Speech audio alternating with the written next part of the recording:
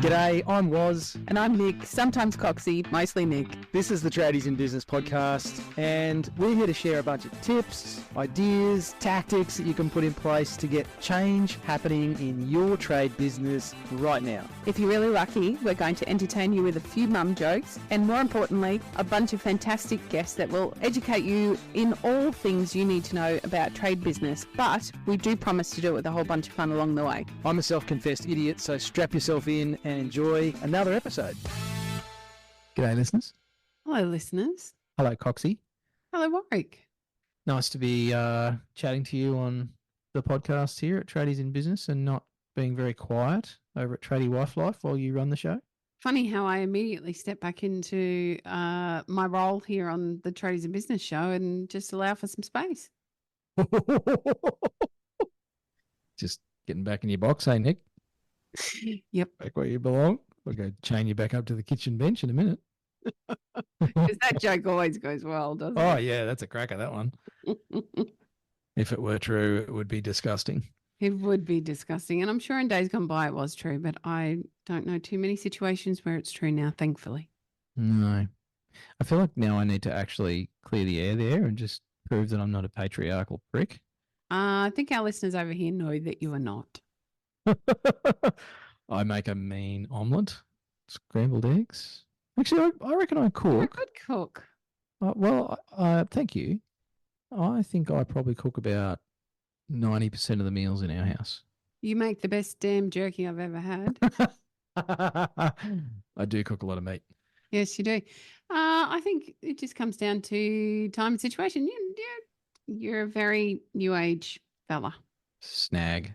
Sensitive new age guy. Remember that, when that was the thing in the 90s or sort of the 90s and 2000s, wasn't it? I had forgotten I'm a snag. that. I'm trying to think of a way to segue into our topic for today. And, there are many variations of nicknames over the years. Oh, yes. Play on words. I like that, Coxie. Well done. Thank you. I was going with snagging some profit from variations. Oh, nice. I don't mind a snag. The double banger. And mash. Okay, this is meant to be a short episode and we're currently destroying that goal. So listeners, Thursday, time for a tidbit. We're pulling on some old episodes for these. Won't always be the case, but at the moment we're going through the back catalogue, which is extensive with over 600 episodes, and just having a look at some episodes that probably deserve a bit of a review from you as a listener to the show.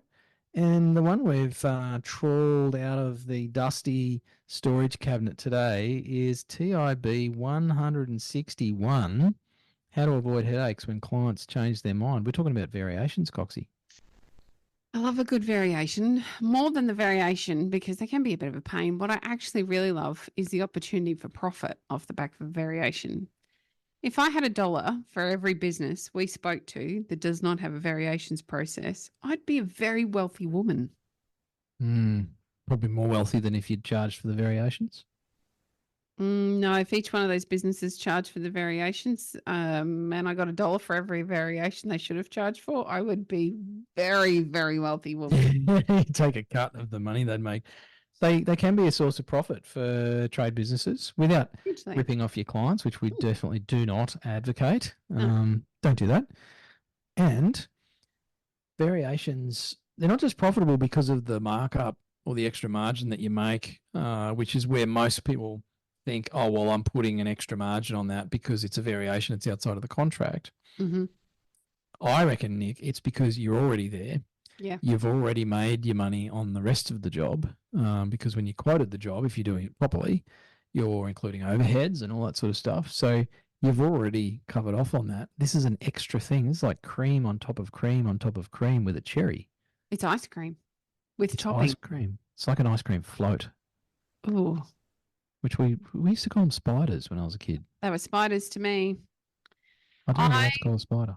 I love that we are reducing the negative impact it has on a business that doesn't have a variation process, because you're all doing variations. You just put an extra PowerPoint, or you'll run an extra bit of cable, or you'll, I don't know, put another tap washer on while you're there, which costs you money in time and costs you money in materials. And if you're not recording it, you're chipping away at your profit margin. And God knows they are low enough already in the trades. We do not need to chip away anymore. This is a quick and easy way for you to make a change to that. It doesn't need to be overly complicated. You can have a variation process that involves a carbon book. Most of our listeners are rolling their eyes at me because they've got no idea what that is. Go to the news agents and ask for a carbon book. Google carbon book. You'll get all sorts of climate crisis crap. But it can be as simple as that, right? You write up the variation immediately. If you don't have software at the moment, that's okay. You can just handwrite it, put a price to it, get your client to sign it, tear it off, give them a copy. You've got a copy, then you can invoice it. Simple. Very simple. The key there was get the client to sign it. Yes.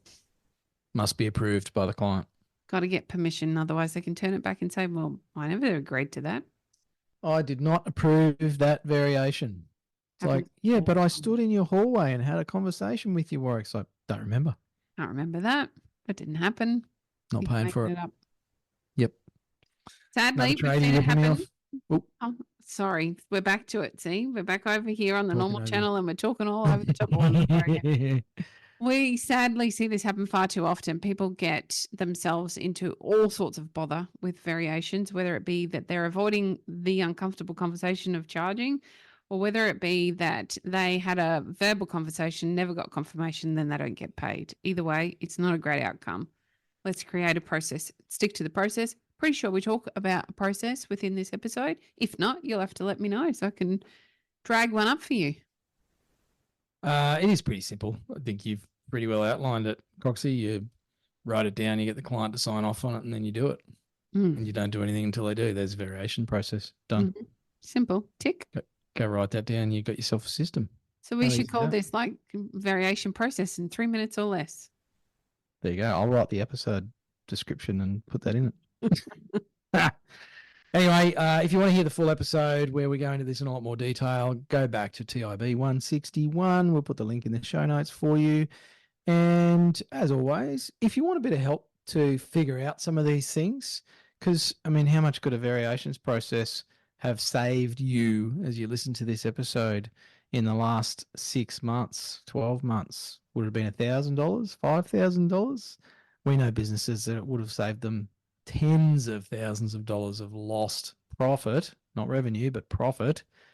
If you want some help with that, head over to our website, www.tradiesinbusiness.com.au. You can book to have a yarn with Coxie and I promise it won't go as long as these episodes. But you can book to have a chat with us. We run free trainings. We've got workshops coming up. There are so many ways that you can actually get support to put this stuff in place and stop making excuses for not getting the results you want. Thanks for listening. All right.